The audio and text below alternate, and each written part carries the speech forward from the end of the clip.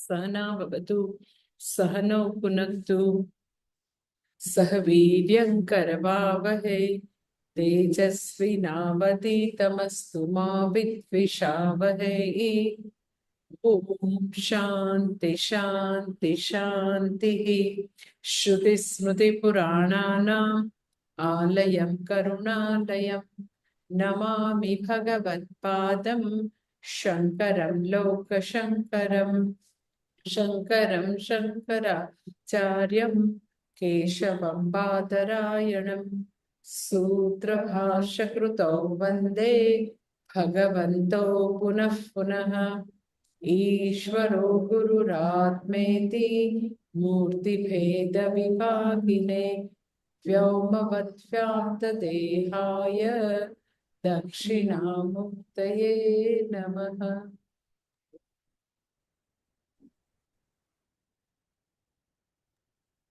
ओम श्री परमात्मने नमः। अथ सप्तमोऽध्यायः।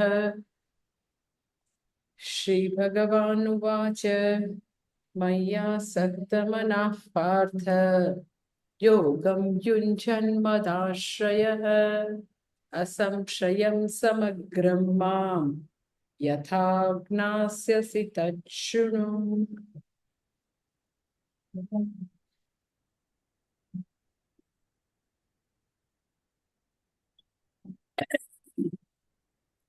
हाँ, પહેલો શ્લોક જે છે આપણે શરૂ કર્યું હતું કે ભગવાન જે છે એ હવે 7મા અધ્યાયનું વિષય વસ્તુ પહેલા બે શ્લોકમાં સ્પષ્ટ કરે છે કે શું આવશે.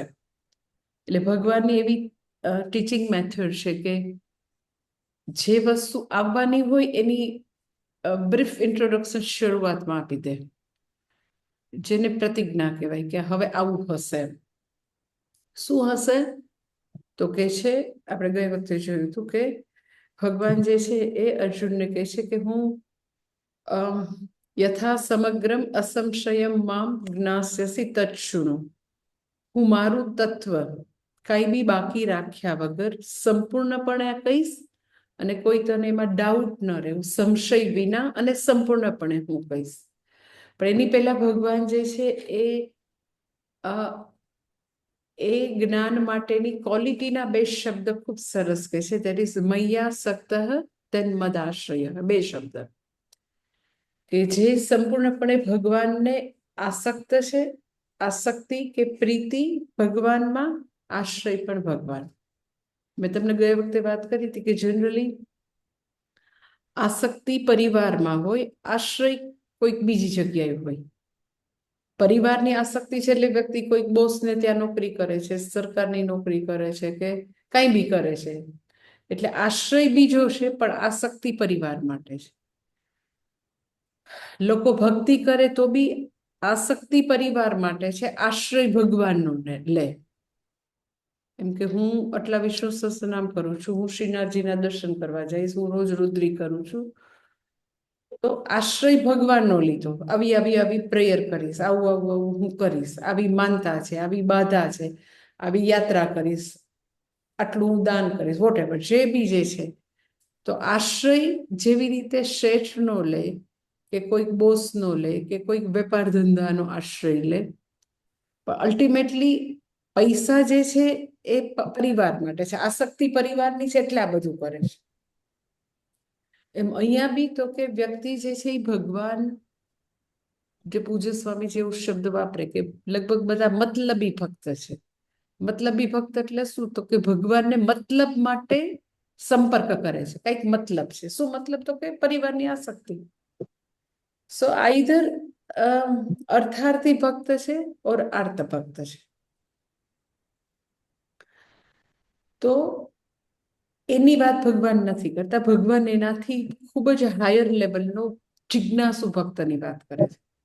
જિજ્ઞાસુ ભક્તની આસક્તિ અને આશ્રય ઈશ્વર છે, અને એને કહે છે કે જે મયાસક્ત છે, જે મારે આશ્રય છે, એવા ભક્તને હું મારું સ્વરૂપ સંશય વિના અને કઈ બાકી રાખ્યા વિના હું હવે કહીશ, એવું ભગવાન પ્રતિજ્ઞા કરે છે. આનું કોઈકનું ચાલુ છે, મને અવાજ આવ્યા કરે.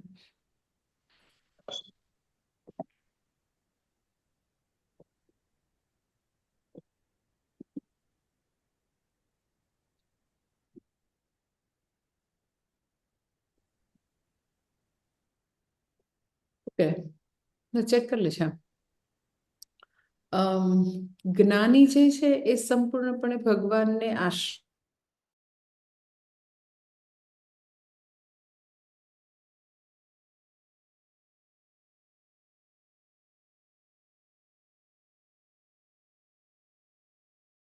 તમને અનમ્યુટ કર.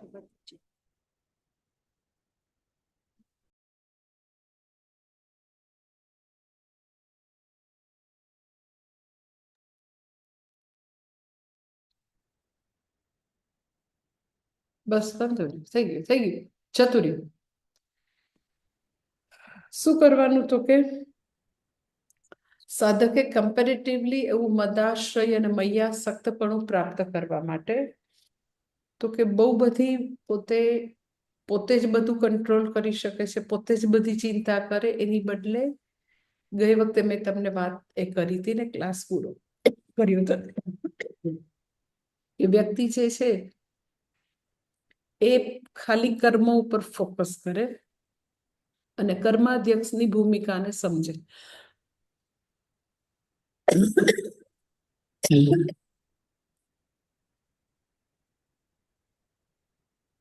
તો એને કમ્પેરેટિવલી ઘણું બધું તો કે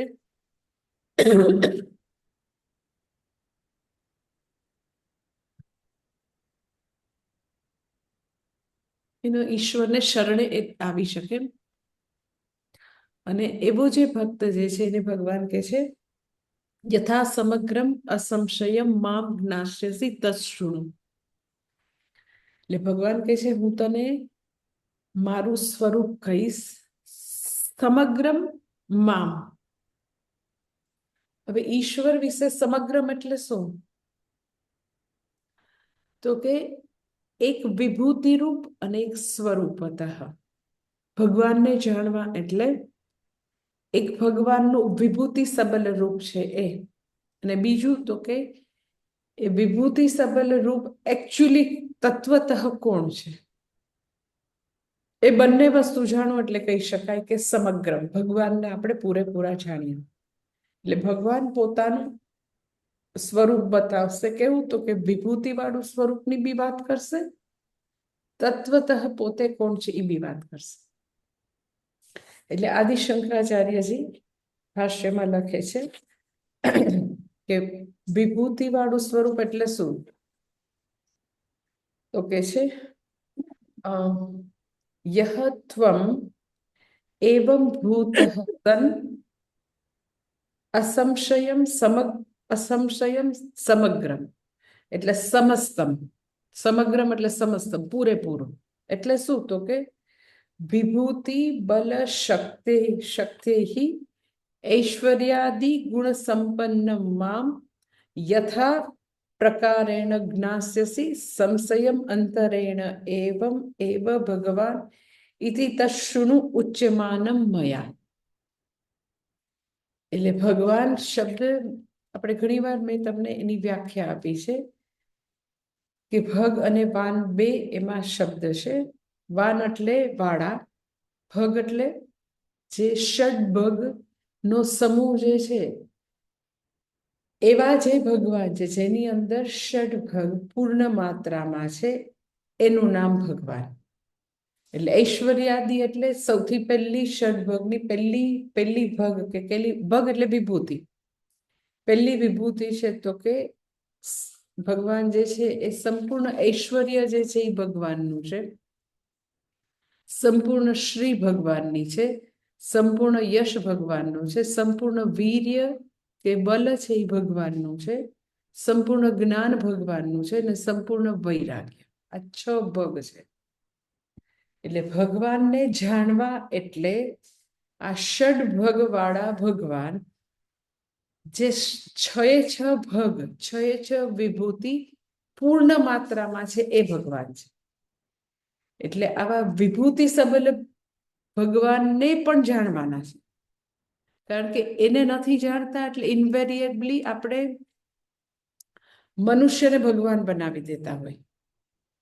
ભગવાન કોણ છે? તો કે આખા બ્રહ્માંડની સંપૂર્ણ શ્રી જેના પાસે છે, સંપૂર્ણ ઐશ્વર્ય એટલે ઓવરલોર્ડશિપ, આખું પૂર્ણ બ્રહ્માંડ જેના કમાન્ડમાં છે, જેની ઉપર જેની હકુમત ચાલે છે, ઐશ્વર્ય.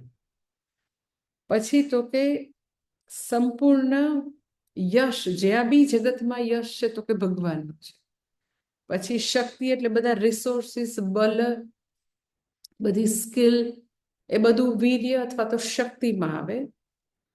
પછી બધું જ જ્ઞાન ભગવાન પાસે છે, અને બધું જ હોવા છતાં, 5 ભગ હોવા છતાં જે સંપૂર્ણ જેનામાં વૈરાગ્ય છે.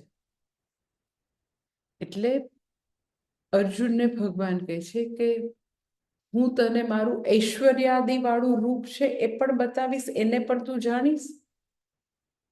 અને એ ઐશ્વર્યાદિ વાળું રૂપ સ્વરૂપતઃ કોણ છે? તો કે સોહમ ભગવાન. એ તત્વમસી રૂપે એ જીવ જે છે એ પોતે તત્વતઃ ઈશ્વરથી અલગ નથી. સોહમ ભગવાન એવી રીતે બી જાણીશું, અને ઐશ્વર્યાદિ રૂપ ભગવાન છે એ રૂપે બી તું જાણીશ. અશેષતઃ કઈ બાકી રાખ્યા વગર. સમગ્રમ સમસ્તમ બધું જ હું તને કહીશ. એટલે હવે ભગવાન એ કીધા પછી પાછું હજી આગળ કહેશે કે કહીશ એટલે હું તને શું કહીશ, એ હવે બીજા શ્લોકમાં કહે છે. જ્ઞાનમ તેહમ સવિજ્ઞાનમ ઇદમ વક્ષ્યામ્યશેષતઃ યજ્ઞાત્વા નેહ ભૂયોન્યત જ્ઞાતવ્યમવશિષ્યતે. કે છે અહમ તે સવિજ્ઞાનમ ઇદમ જ્ઞાનમ અશેષતઃ વક્ષ્યામિ. કે હું તને મારું જ્ઞાન, મારા વિશેનું જ્ઞાન અને વિજ્ઞાન, હું તને વિજ્ઞાન સાથે જ્ઞાન અશેષતઃ કઈ બાકી રાખ્યા વગર તને હું કહીશ. અચ્છા, તો એનાથી શું થશે ભાઈ? હું એ જ્ઞાન પ્રાપ્ત કરી લઉં તો શું થાય? તો બીજી લાઈનમાં એનું ફળ કહે છે કે યત જ્ઞાત્વા ઇહ ભૂયઃ અન્યત જ્ઞાતવ્યમ ન અવશિષ્યતે. જો તને આ જ્ઞાન પ્રાપ્ત થશે તો આ લોકમાં હવે તો કે બીજું કઈ જાણવાનું બાકી રહેશે નહીં. શાસ્ત્રમાં કે લોકમાં કે આ દુનિયામાં હવે બીજું કઈ જાણવાનું બાકી નહીં રહે. એટલે હે અર્જુન, હું તને વિજ્ઞાન સાથે આ જ્ઞાન અશેષતઃ એટલે કઈ પણ બાકી રાખ્યા વિના કહીશ, અને આ જ્ઞાન પ્રાપ્ત કર્યા પછી તને આ લોકમાં કાંઈ જાણવા જેવું બાકી નહીં. એટલે ભગવાન 2 શબ્દ વાપરે છે, એક છે જ્ઞાન અને બીજો છે વિજ્ઞાન. જનરલી જ્ઞાન અને વિજ્ઞાન શબ્દ જે છે જનરલી પર્યાયવાચી શબ્દ તરીકે હોય છે જનરલી. પણ જ્યારે આવી રીતે એક જ લાઈનમાં બેઉ સાથે હોય, નો જ્ઞાનમ પછી તેહમ પછી સવિજ્ઞાન, એક જ સાથે એક જ શ્લોકમાં ભગવાને આ બે શબ્દ વાપર્યા છે. તો ભગવાનને એવું કોઈ દિવસ ભગવાન જ્યારે પોતાનો ઉપદેશ આપે પોતાના શ્રીમુખેથી, તો અનનેસેસરી પર્યાયવાચી શબ્દ વાપરે એવું ન હોય. એટલે જ્યારે એક જ શ્લોકમાં ભગવાન પોતે જ્ઞાન અને વિજ્ઞાન બંને શબ્દ વાપરે તો પછી બંનેના અર્થમાં ફરક છે. પરંતુ એમ જ ખાલી જ્ઞાન શબ્દો ક્યાંક વાપર્યો, ક્યાંય વિજ્ઞાન શબ્દો વાપર્યો તો બેનો અર્થ સરખો છે. એક સાથે વાપર્યો હોય તો જુદો કરવાનો છે, કારણ કે ભગવાને સહેતુક 2 શબ્દ વાપર્યા છે. ભગવાન જ્યારે બોલે તો એ કઈ શબ્દ કઈ અનનેસેસરી ન બોલે, અને બંને શબ્દ સાથે મૂક્યા તો એમ જ પર્યાયવાચીની ભારમાળા એમ જ બધા લોકોને આમ બહુ સારું લાગે એટલે કરે એવું નથી હોતું. એટલે જ્ઞાન અને વિજ્ઞાન શબ્દ જે છે બંનેનો અર્થમાં બહુ બધો ફરક છે અહીંયા આગળ. શું ફરક છે? તો હું તમને એના પર જ્ઞાન અને વિજ્ઞાનની વ્યાખ્યા આપું. જ્ઞાનમ એટલે અસ્તિ ભગવાન, વિજ્ઞાન એટલે અસ્મિ ભગવાન. જ્ઞાનમ એટલે અસ્તિ ભગવાન, વિજ્ઞાનમ એટલે અસ્મિ ભગવાન. તો તમે એમ કહો વળી જ્ઞાન એટલે અસ્તિ ભગવાન કીધું, પણ અસ્તિ ભગવાન એ તમારે સમજાવવું પડશે. જ્ઞાનની વ્યાખ્યા અસ્તિ ભગવાન કયો તો, પણ અસ્તિ ભગવાન એટલે શું ભાઈ? તો એ હવે અસ્તિ ભગવાન શબ્દ સમજાવું તમને. અસ્તિ ભગવાન એટલે એવા ભગવાન છે જે જનરલી બધા ભગવાન વિશે બોલતા હોય. હા ભગવાન છે, એને આખી સૃષ્ટિની રચના કરી, એ આખા બ્રહ્માંડના કણકણમાં વ્યાપ્ત છે, એ તો સૃષ્ટિકર્તા છે, એ તો બહુ બધા આપણી ઉપર કૃપા કરે છે ને એવા મહાન બધા ઉચ્ચ લોકમાં વિરાજમાન છે. પછી આપણું મરણ થશે, પછી આપણે ત્યાં એના લોકમાં જાશું, પછી ભગવાન આપણને સૌથી આગળની જે સીટ હોય ને એમાં આપણને બેસાડશે, સામીપ્ય મુક્તિ મારી થશે. એટલે મને એકદમ ભગવાનની હું સમીપમાં વસીશ. ભગવાન જે લોકમાં હોય ને ત્યાં જવા મળશે સાલોક્ય મુક્તિ, પછી સામીપ્ય મુક્તિ. એવું કે ભગવાન પાસે હું જઈશ. શું કામ જઈશ? તો કે આખી જિંદગી મેં ભગવાનની ભક્તિ કરી. તો દેટ ઇઝ કોલ્ડ અસ્તિ ભગવાન. એક ભગવાન છે, પછી એ બધાની ભગવાન વિશેની કલ્પના જુદી જુદી હોઈ શકે. કોઈ કેમ કે એ તો છે ને એટર્નલ હેવનમાં બેઠા છે, પરંતુ ઇટર્નલ હેવનમાં કોને જવા મળે ખબર છે? એમ કે તમે જગદીશમાંથી જોસેફ થયા તો જવા મળે, બાકી જવા મળશે નહીં. અને નથી થયા તો પછી તમને હેલમાં ધકેલી દેશે, નહીતર તો કે eternal heaven. So everybody has there different thinking about ભગવાન. કે ભગવાન બધા એટલું સ્વીકારે છે કે કંઈક એવી શક્તિ છે, કંઈક પાવર છે જેનાથી આખી સૃષ્ટિ આવી. એ લોકો બી ક્રિશ્ચિયાનિટી મુસ્લિમ એમ કહે પછી તો ભગવાને સૃષ્ટિ ગોડ ઇન હેવન એ સર્જી ને, ઓલા એમ કે અમારા અલ્લાહ એ સર્જી ને, પછી 7મે દિવસે એને ખબર પડી કે આ તો બધું અંધારું છે, પછી 7મા દિવસે એને સૂર્ય અને ચંદ્રની રચના કરી, વગેરે વગેરે. પણ ટૂંકમાં અસ્તિ ભગવાન જે છે એ બધા સ્વીકારશે, બધા. કોઈક ભગવાન છે, કોઈક શક્તિ છે, કોઈક તત્વ છે, કોઈક અલ્લાહ છે, કોઈક કોઈક વોટેવર જીસસ છે, વોટેવર, બધા કીધા જ કરશે. ધેટ ઇઝ એનું નામ જ્ઞાન. અસ્તિ ભગવાન એનું નામ જ્ઞાન. પછી વેદાંતમાં પણ એવું કે, આપણા શાસ્ત્રમાં પણ એમ કે હા ભગવાન છે જે સૃષ્ટિ સ્થિતિ લય કરતા છે, જે કર્માધ્યક્ષ છે, જે ઈશાવાસ્યમ એકદમ સરમ, જે સમગ્ર સૃષ્ટિમાં વ્યાપ્ત છે. વેદાંત એ કે. પણ પછી વેદાંત વળી આગળ એવું કે એ જ ભગવાન જે છે, જે સમગ્ર જગતમાં વ્યાપ્ત તત્વ છે, એ મારાથી જરાય આટલું કઈ દૂર નથી. એ જ તત્વ મારામાં પણ વિલસી રહ્યું છે. હું એનાથી આટલું રતિભાર પણ દૂર નથી. ઇનફેક્ટ એનું અને મારું એ તત્પદ, એ ઈશ્વરનું ને મારું સંપૂર્ણ ઐક્ય છે. હું એ પરબ્રહ્મ છું. દેટ ઇઝ અસ્મિ બ્રહ્મ. વિજ્ઞાનમ એટલે અસ્મિ બ્રહ્મ. એ પરમ તત્વ જે સમગ્ર સૃષ્ટિની રચના કરી છે, જે સમગ્ર સૃષ્ટિમાં વ્યાપ્ત છે, જે સૃષ્ટિ સ્થિતિ લય કરતા છે, સૃષ્ટિના કણકણમાં વ્યાપ્ત છે, એ ભગવાન સાથે મારું ઐક્ય છે. મારા માટે હવે અસ્થિ બ્રહ્મ નથી, અસ્થિ ભગવાન નથી, કોઈક ભગવાન છે એવું નહીં. હવે હું પૂછું એ ભગવાન હું છું, અસ્મિ બ્રહ્મ. અસ્થિ બ્રહ્મ એટલે એવું કંઈક બ્રહ્મ છે, પણ અસ્મિ બ્રહ્મ એ ભગવાન હું છું, એની સાથે મારું ઐક્ય છે. ધેટ ઇઝ અસ્મિ ભગવાન, અસ્મિ બ્રહ્મ. એનું નામ વિજ્ઞાન. જ્ઞાન એટલે શું? તો કે એવા કોઈ ભગવાન છે. વિજ્ઞાન એટલે એ ભગવાન અને હું બંને અલગ નથી. જીવ બ્રહ્મ એક છે. ધેટ ઇઝ અસ્મિ બ્રહ્મ, ધેટ ઇઝ વિજ્ઞાન. એટલે ભગવાન હવે અત્યારે એવું કે છે કે હું તને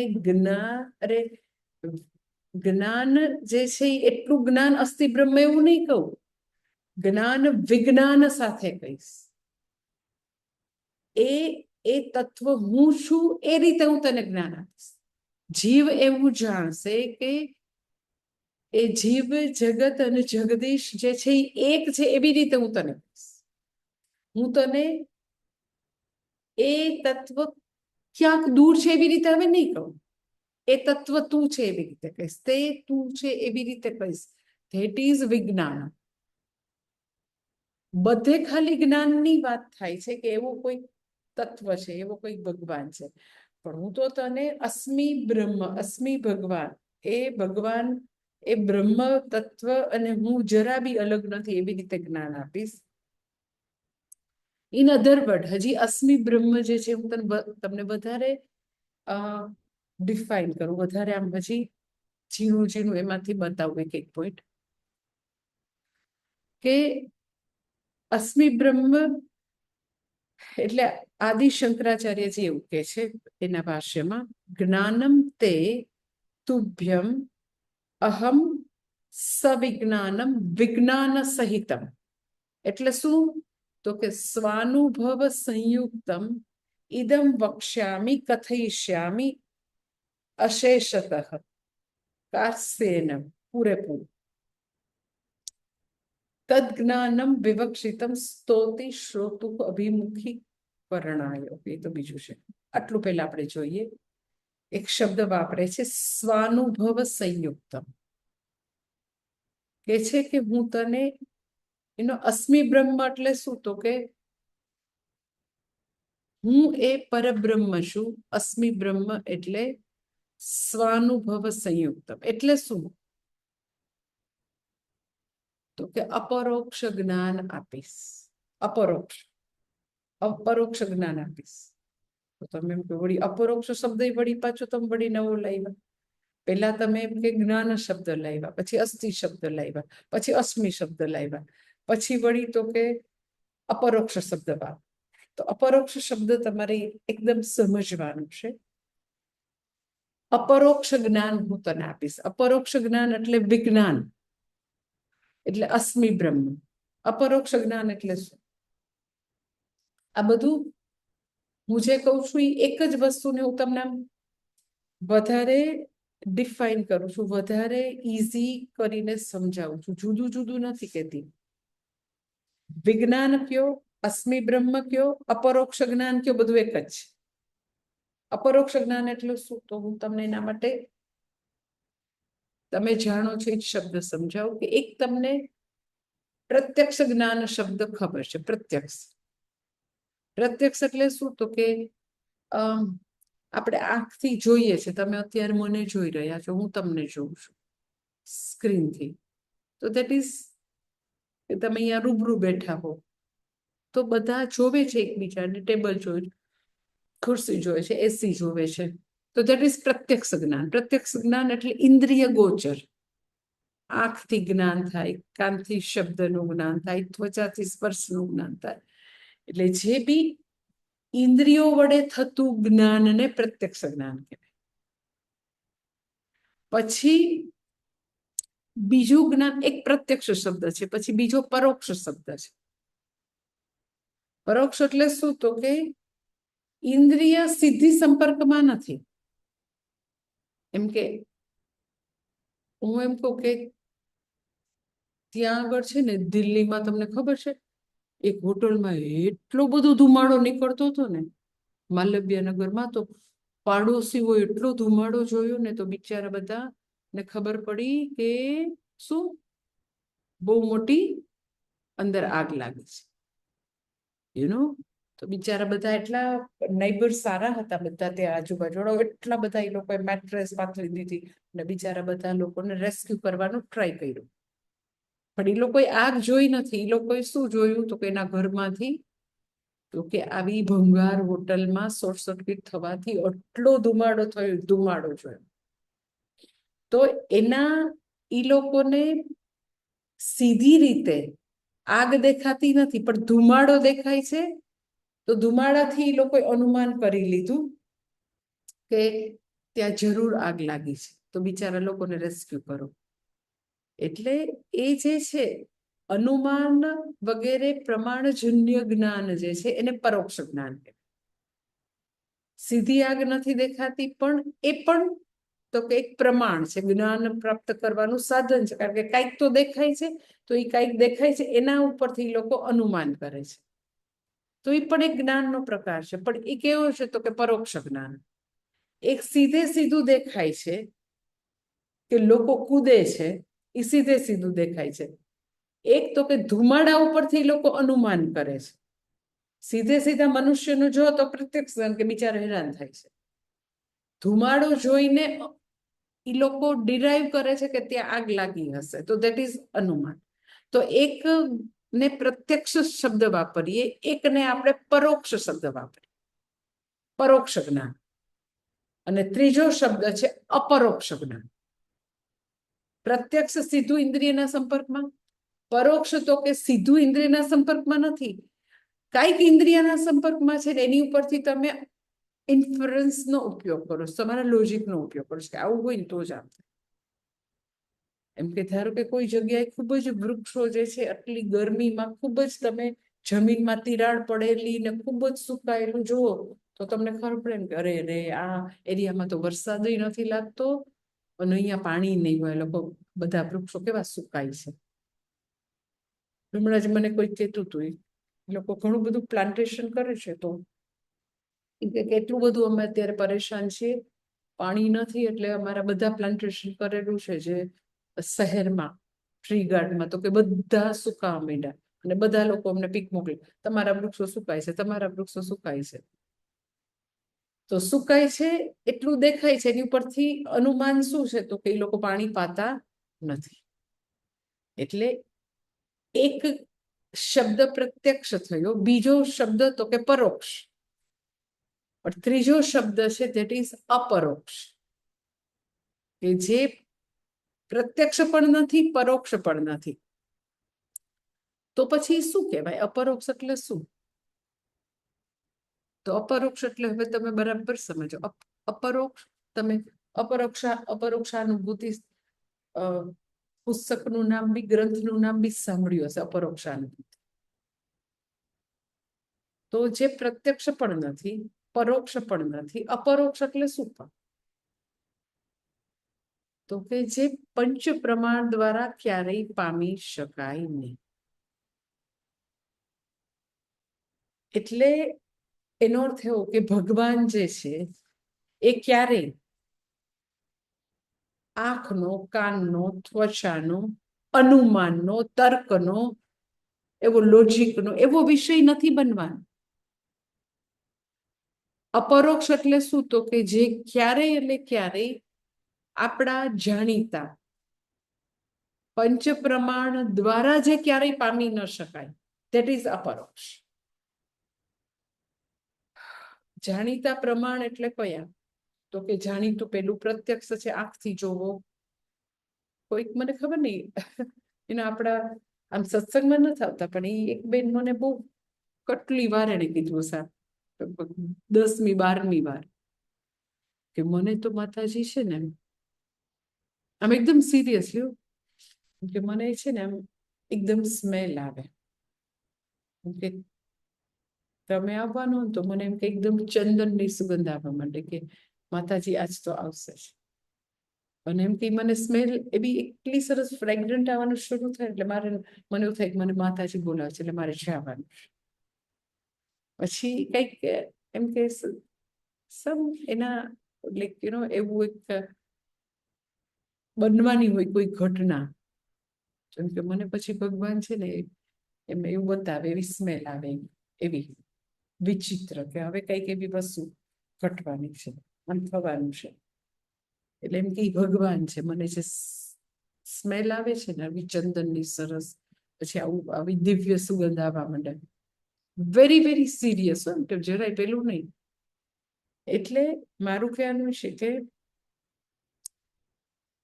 પ્રત્યક્ષ શબ્દ છે એક પરોક્ષ શબ્દ છે. પરોક્ષ શબ્દમાં અનુમાન આવી જાય. તો અસ્મિ બ્રહ્મ, હું પરબ્રહ્મ સાથે એક્ય ધરાવું છું, એનાથી જરાય અલગ નથી. એનો અર્થ એમ કે એ અપરોક્ષ જ્ઞાન છે. પ્રત્યક્ષ કે પરોક્ષ જ્ઞાનની વાત નથી કરતા. વિજ્ઞાનમ એટલે આંખથી, કાનથી, નાકથી, જીભથી, પાંચે પાંચ કર્મેન્દ્રિય, પાંચે પાંચ જ્ઞાનેન્દ્રિય એ તર્કનો વિષય નથી. એટલે કોઈ એમ કે મને તો ભગવાનની ઝાંખી થઈ, ભગવાન દેખાઈ ગયા, દિવ્ય સુગંધ આવી, ભગવાન જે છે એને મને દર્શન દીધા, તો તમે એમ કે મને દર્શન દીધા, આઈધર સ્વપ્નમાં ઓર રૂબરૂ, તો ઇન્દ્રિયનો વિષય થયો. બરાબર? ઇન્દ્રિયનો વિષય થયો એટલે તમે ભગવાનને જોયા, એટલે તમે શું થયા? તો કે દ્રષ્ટા. ભગવાન શું થયા? તો કે દ્રશ્ય. ભગવાન છે એ દ્રશ્ય છે, તમે દ્રષ્ટા છો. તો દ્રષ્ટા, દ્રશ્ય અને ઈ જોવાની ક્રિયા, ક્રિયા, કર્મ અને કર્તા, આ ત્રિપુટી જ્યાં આવે ને, એનો અર્થ એમ કે એ ઈશ્વર નથી. ત્રણે ત્રણ જે છે એ ઈશ્વર છે. એનું નામ અપરોક્ષ જ્ઞાન, એનું નામ અસ્મિ બ્રહ્મ, એનું નામ વિજ્ઞાન. કે કર્તા જે છે એ બી ઈશ્વર છે, જે તમે જોઈ રહ્યા છો એ બી ઈશ્વર છે, જોવાની ક્રિયા પણ ઈશ્વર છે. એટલે જ્યાં ત્રિપુટી જે છે એ જ્યાં સુધી રહે, દ્રષ્ટા અને દ્રશ્ય બે જુદા જુદા રહે. એમ કે મેં ભગવાનનું દર્શન કર્યું તો હું અલગ છું, ભગવાન અલગ છે. ભગવાન જે પોઈન્ટ P1 ઉપર છે તો હું પોઈન્ટ P2 પર છું. તો ભગવાન જ્યાં છે ત્યાં હું નથી, હું છું ત્યાં ભગવાન નથી. એટલે ભગવાન કદી સર્વવ્યાપી નથી. એટલે ભગવાન કદી ચર્મચક્ષુથી જોવાનો, સાંભળવાનો, સૂંઘવાનો, દિવ્ય સુગંધ એનો વિષય જ નથી. તમે જેટલી વાર એવું કહો એટલે એનો અર્થ એમ કે તમે ઇન્દ્રિયો દ્વારા પામવાનો પ્રયત્ન કરો છો. તો ઇન્દ્રિયોનું ઇન્દ્રિયપણું ઈશ્વરથી છે. ઇન્દ્રિયો ઈશ્વર તત્વને પામી શકે એટલી એની પહોંચ જ નથી. આંખનું આંખપણું ઈશ્વરથી છે, તો આંખમાં એવી તાકાત નથી કે ઈશ્વરને પ્રકાશિત કરી શકે. તમે એમ કહો પણ નરસિંહ મહેતાએ તો જોયા હતા. તો નરસિંહ મહેતા અને મીરાબાઈનું જે બધા ભજન હતા એમાં એ એકદમ સ્પષ્ટ હતું કે એ લોકો અસ્મિ બ્રહ્મ રૂપે, અપરોક્ષ રૂપે એ લોકો જીવ બ્રહ્મ એક્યને પામીને બેઠેલા હતા. એના ભજનમાં સ્પષ્ટ છે. પછી ખાલી એના પછીના લોકોએ જસ્ટ બિચારાએ એને એના ગુરુને કે ભક્તને વર્ણવવા માટે એમ કીધું હોય કે મીરાબાઈ તો સદેહે પછી ભગવાનમાં સમાઈ ગયા. એટલે એ જસ્ટ કે એ લોકો પાસે શબ્દો નથી એટલે જસ્ટ એવું કીધું. એ લોકોના જ્ઞાનને એ લોકો પામી નતા શકતા એટલે બિચારા એના પછીના લોકોએ જે વર્ણવું એ વર્ણવ્યું. પણ અપરોક્ષ જ્ઞાન એટલે અસ્મિ બ્રહ્મ ઇન અધર વર્ડ, પંચ પ્રમાણ જ્યાંથી પાછા ફરે છે. પંચ પ્રમાણની જ્યાં પહોંચ નથી. પંચ પ્રમાણ દ્વારા કદી પામી ન શકાય, ન પ્રત્યક્ષ દ્વારા પામી શકાય, ન અનુમાન દ્વારા પામી શકાય, ન દ્રષ્ટાંત ઉપપત્તિ. જો પ્રત્યક્ષ દ્વારા મેં તમને કીધું કે જેવું તમે એમ કહો મેં જોયા, તો એ ભગવાન અને હું બે જુદા જુદા પોઈન્ટ ઉપર ઉભા છો, તો એ બંને એકબીજાને લિમિટેડ કરે છે. ભગવાન બી સર્વવ્યાપી ન રહ્યા, હું પણ તો કે તત્વતઃ ચૈતન્ય સ્વરૂપે હું સર્વવ્યાપી છું, તો હું બી તો કે અલ્પવ્યાપી, ભગવાન બી અલ્પવ્યાપી. એટલે મેં ભગવાનને જોયા એટલે કદી કોઈ પણ ઇન્દ્રિયોનો વિષય તો છે જ નહીં. પછી અનુમાન, બીજું પ્રમાણ અનુમાન છે. તો અનુમાન પ્રમાણ જે છે એ પ્રત્યક્ષ ઉપર આધારિત છે કે માલવ્ય નગરમાં દિલ્હીમાં હોટલમાં આટલો બધો ધુમાડો જોયો તો એ કોણે જોયો? આંખેથી જોયો. એટલે એક તો પ્રત્યક્ષ પ્રમાણ, એક તો પ્રત્યક્ષ કોઈ છે ઇન્દ્રિયથી તમને પ્રત્યક્ષ છે, પછી તમે તમારું લોજિક લગાડ્યું કે આટલો બધો ધુમાડો એમને થોડું નીકળે, એટલે આ થશે. એટલે બાકીના બધા પંચ પ્રમાણના ચારે ચાર પ્રમાણ પ્રત્યક્ષ ઉપર આધારિત છે અને પ્રત્યક્ષ પ્રમાણ ઇન્દ્રિયો ઉપર આધારિત છે. તો ઇન્દ્રિયોનું ઇન્દ્રિયપણું, આંખ જે છે એ ચૈતન્યને કારણે છે, એ ઈશ્વર છે.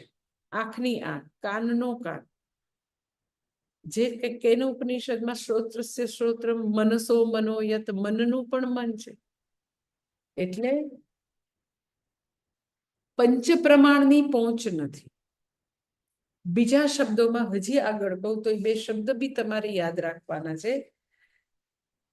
કે પંચ પ્રમાણ દ્વારા પામી ન શકાય, એના માટેના એવા બે શબ્દ શાસ્ત્રમાં વાપરતા હોય જે તમારે યાદ રાખવાના છે. આ બધા થોડા ટેકનિકલ શબ્દો છે એટલે હું શાંતિથી તમને નરેટ કરું છું કે અપરોક્ષ જ્ઞાન એટલે અનધિગતમ, અબાધિતમ. આ બે શબ્દ તમારે યાદ રાખવાના છે. અનધિગતમ એટલે પંચ પ્રમાણ દ્વારા પામી ન શકાય, એનું નામ અનધિગતમ. બીજા પ્રમાણ દ્વારા કદી પામી ન શકાય, એક જ પ્રમાણ દ્વારા પામી શકાય છે, દેટ ઇઝ શ્રુતિના શબ્દોથી, ગુરુમુખેથી આવતા શ્રુતિના શબ્દોથી જ પામી શકાય. પ્રત્યક્ષ, અનુમાન, દ્રષ્ટાંત, અર્થાપત્તિ, અનુપલબ્ધિ વગેરે પંચ પ્રમાણ જે છે એનાથી કદી પામી ન શકાય. એટલે પંચ પ્રમાણની પહોંચ નથી, એના માટેનો ટેકનિકલ શબ્દ અનધિગતમ. અનધિગતમ એટલે કોઈ પ્રમાણથી પ્રાપ્ત નહીં થાય ભાઈ.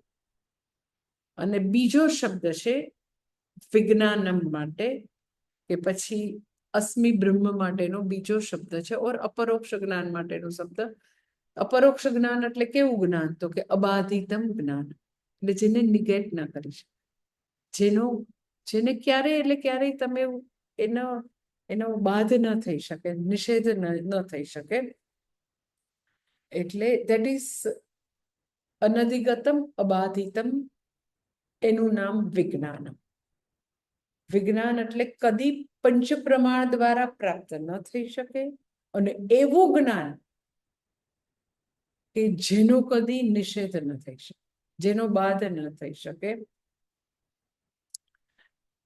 બાધ ન થઈ શકે, નિષેધ ન થઈ શકે, હજુ હું આગળ કહીશ, હજી આગળ પોઈન્ટ આવશે. પણ અત્યારે હું તમને આટલું કહું છું કે જ્ઞાનમ એટલે લોકોને જનરલી એવો ખ્યાલ છે કે ભગવાન આવો હોય, પોતાની કલ્પનાનું ભગવાન, ધેટ ઇઝ અસ્થિ બ્રહ્મ. પણ એ જે બ્રહ્મ જે છે એ પરમ તત્વ છે, એ જ હું છું એવું જ્ઞાન થવું, એનું નામ વિજ્ઞાનમ. એટલે ભગવાન કે છે હું ખાલી જ્ઞાન નહીં કહું, એ ઈશ્વરને તું જન્મો જન્માંતરથી શોધે છે, એ જ તું છું, એવી રીતે હું તને કહીશ. હું તને એમ નહીં કહું કે એ કોઈક છે હો વૈકુંઠમાં, અને પછી જો કંઠી બાંધી લે મારી, અને રોજ આવી રીતે એકટાણાનો ઉપવાસ કરજે, રોજ આવી રીતે ભગવાનને નૈવેદ્ય ધરજે, અને ભગવદ્ ગીતા અને વેદાંતિનો કોઈ દિવસ આશ્રય નહીં લેતો, તો પછી વૈકુંઠમાં હું તને મળીશ. હા, એટલે જેવી રીતે ક્રિશ્ચિયાનિટીને બીજે બધે એવું પ્રોમિસ આપે કે તમે આખી જિંદગી ફેથફુલ રહેશો તો પછી ડે ઓફ જજમેન્ટમાં અમે તમારું આમ કહેશું કે આ બરાબર છે, આપણો છે, આપને વાલા હે, અને પછી તો તમારી મુક્તિ થશે. તો અહીંયા જે છે એવો કોઈક ભગવાન છે એવું નહીં, એ ભગવાન જે જીવ જન્મો જન્માંતરથી પૂર્ણતા અમૃત તત્વની ખોજમાં છે. એ અમૃત તત્વ, એ પૂર્ણ રૂપ પરબ્રહ્મ તું જ છો, એવી રીતે હું તને કહીશ. તને ખાલી એવી રીતે લટકાવી નહીં રાખું કે તું તો નાનકડો જીવડો છો, તું ભૃત્યસ્ય ભૃત્યસ્ય ભૃત્યસ્ય ભૃત્યસ્ય, તું ભગવાનના નોકરનો ચાકરનો ગાય, ચાકરની ગાયના છાણનું નાનકડું જીવડું છો, તાર કોઈ દી મુક્તિ નહીં થાય, એવું હું તને નહીં કહું. તું પૂર્ણ છો, એ પૂર્ણ બ્રહ્મ જે છે એ તું છું, એવી રીતે જ્ઞાન આપીશ. ઓર હજી તમને એક્ઝામ્પલ આપીને કહું તો હજી આગળ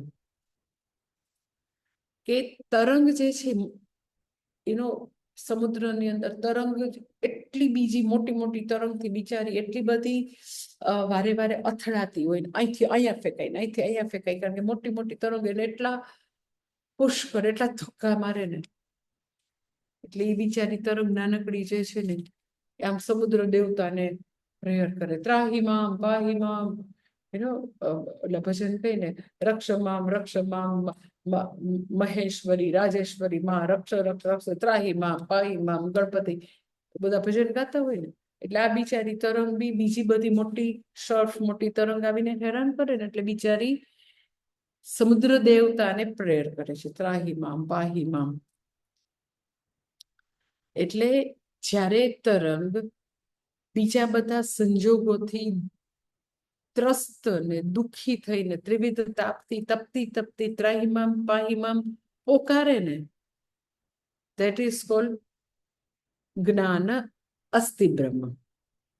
બરાબર સાંભળ, તરંગ બિચારી ત્રસ્ત થઈને પોકારે અને જે પ્રેયર કરે, that is અસ્તિ બ્રહ્મ ઓર જ્ઞાનમ. પછી તો કે એવી દુઃખી એવી દુઃખી એવી દુઃખી તરંગ, તો એને આમ અમુક વખત પછી ત્યાં એના એક ગુરુ આવે વેદાંતના, અને પછી એને વેદાંતના ગુરુ જે છે એવું જ્ઞાન આપે કે તું જો તું જેને ત્રાહિમામ પાહિમામ કહે છે ને, જે અસ્તિ બ્રહ્મ, જે સમુદ્રને તું કહે છે ને કે મારા ભગવાન છે અને ઈ જ મને તારી દેશે, પણ એકચ્યુઅલી તું એનાથી જરા બી આટલી રત્તી ભાર પણ દૂર નથી, અને તું એ જ છે. ઓલી બિચારી એટલી બધી દુઃખી થઈ જાય કે મને ના જ પાડી હતી, મારા મા બાપે ના પાડ્યું હતું કે આવી રીતે વેદાંતના ગુરુ આવે તો સાંભળવું જ નહીં, ભક્તિ છોડાવી દે. કાલે જ મને એક કોક બેન મળવા આવ્યા હતા ને, તો એના જમાઈને લઈને મળવા આવ્યા હતા. જમાઈ મને કીધું હતું કે એ જમાઈ છે કેરાલે, ઓલા બે એના સાસુમાં આવ્યા હતી ગુજરાતી. જમાઈ પેલા જ મને કીધું હતું કે એ બહુ જ અતિશય ભક્તિ વાળા છે, અને હું ખૂબ જ એમ કે વેદાંતનો અભ્યાસ કરું છું. એટલે પછી ઓલા ભાઈએ મને થોડા પ્રશ્ન પૂછ્યા ને, એટલે મેં જવાબ આપ્યા એને વેદાંતના જે પૂછ્યા ને. પછી બધું પૂરું થયું ને, એટલે એના સાસુ મને પાસે આવીને કે આમ સાચું કાલે આ ટાઈમે હરિના જન તો મુક્તિ ન માંગે, ખબર છે ને માતાજી, માંગે જન્મો જન્મ, કે એવું કઈ મોક્ષ એવું કઈ હોય જ નહીં, અને એ ભગવાન જે છે એ જ તારણહાર છે, અને એ જ આપણું રક્ષણ કરે. એટલે જ્યારે એમ કે તરંગને સપોઝ એવું કહેવામાં આવે કે એ ભગવાનનું તું ભજન કરી રહી છો, એ તારાથી અટલાક બી અન્યત નથી. તું એ સમુદ્ર જે છે એને તું ત્રાહિમામ કે છે ને, પણ તું જ સમુદ્ર છો. તો આ બધી મોટી મોટી તરંગથી તારે ગભરાવાની જરૂર નથી, તું એ જ છો. તો પેલી બિચારી એનાથી દૂર ભાગે કે આને હું શું કરું, આટલી સરસ મારી ભક્તિ છોડાવી દેશે. પછી પાછી વળીને કઈક શ્રદ્ધા આવી એટલે બેસે છે. પછી ઓલા જે વેદાંતના ગુરુ છે એને ધીરે ધીરે ધીરે આખું સમજાવે છે કે જે ભેદ જે છે એ ખાલી ઉપાધિનો ભેદ છે. જો તારી સાઈઝ જો ને, આ બધી મોટી મોટી તરંગની સાઈઝ, પછી આ સમુદ્રની સાઈઝ, એટલે તમારા શરીરમાં ફરક છે. તારું નાનકડું શરીર છે, એ મોટું મોટું શરીર છે, આકારમાં ફરક છે, અને નામ એટલે જુદા જુદા એવા છે. પણ તું જેની બનેલી છું એનો જ સમુદ્ર બનેલો છે, એના જ આ બધા જેટલા બી છે ને એ બધા એના જ બનેલા છે, આ બધી તરફ. એટલે પછી ધીરે ધીરે એના મગજમાં બેસે છે કે તત્વતઃ એકચ્યુઅલી બધા જ તો કે એનું જે તત્વ છે એ જેના બનેલા છે એ તો કે જલ તત્વ જ છે, બીજું કઈ નથી. ફરક ક્યાં છે તો કે બધાના શરીરોમાં ફરક છે, જેને ઉપાધિ કહીએ.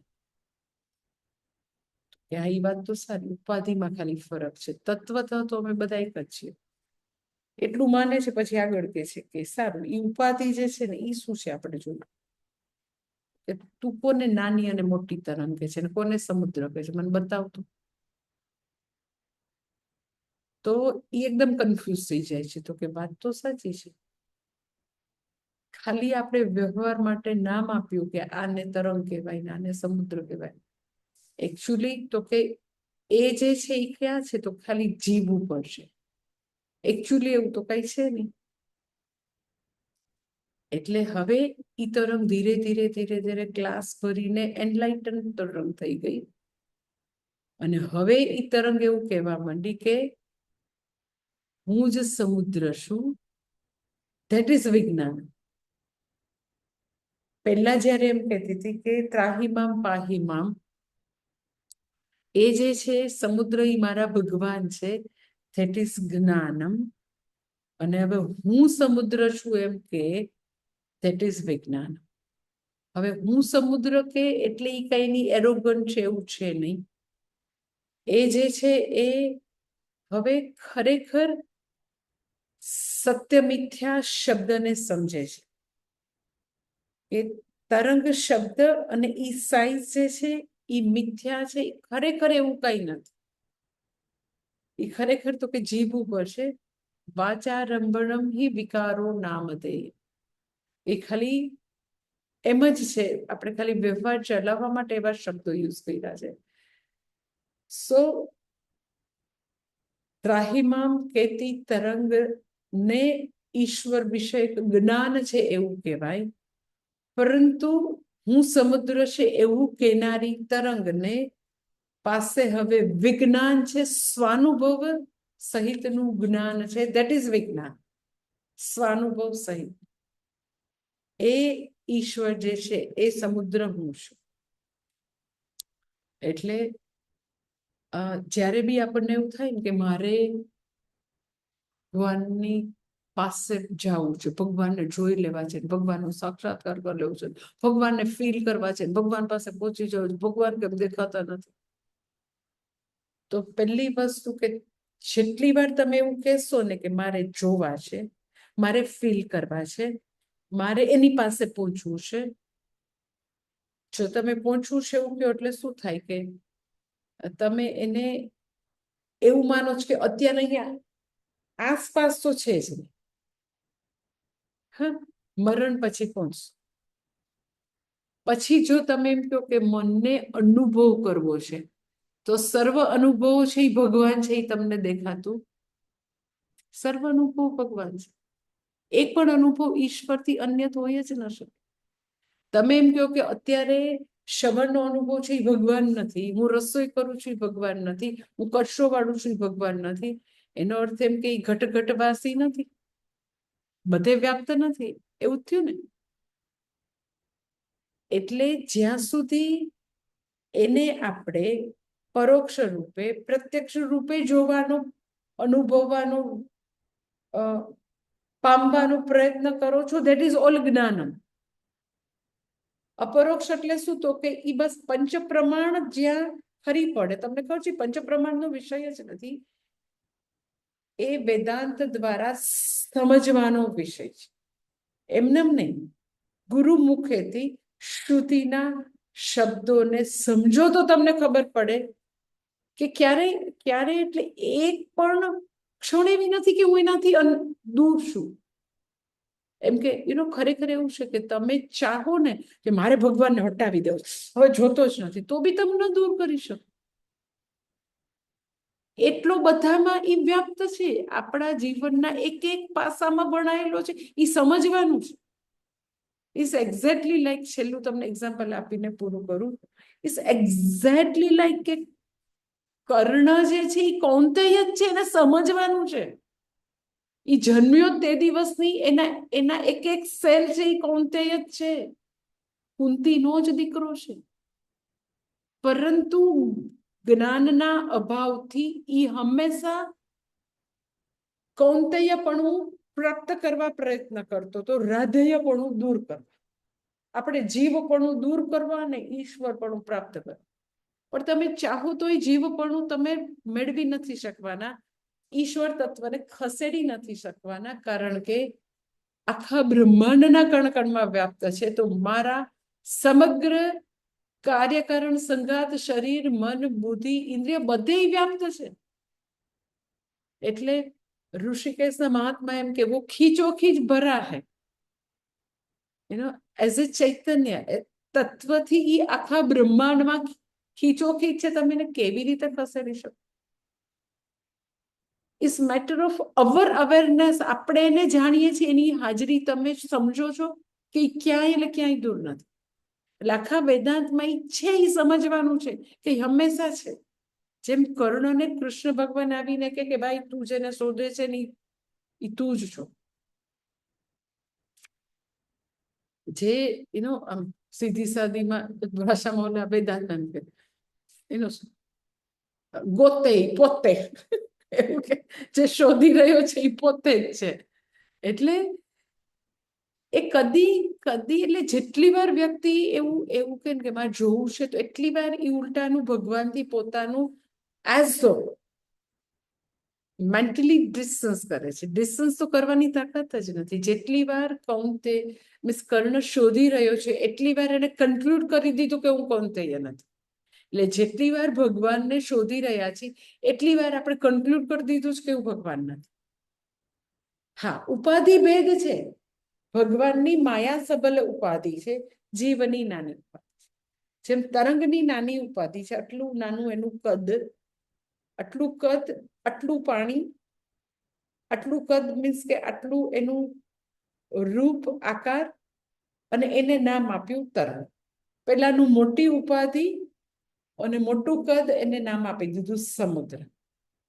એટલે ઉપાધિતઃ જીવ બ્રહ્મ, જીવ અને ઈશ્વર વચ્ચે 100% ભેદ છે.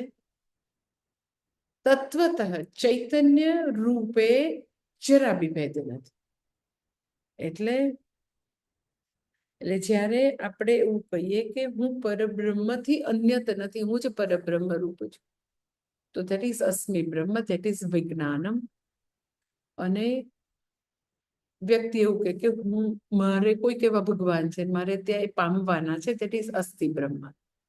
ભગવાન અહીંયા એવી પ્રતિજ્ઞા કરે છે કે હું તને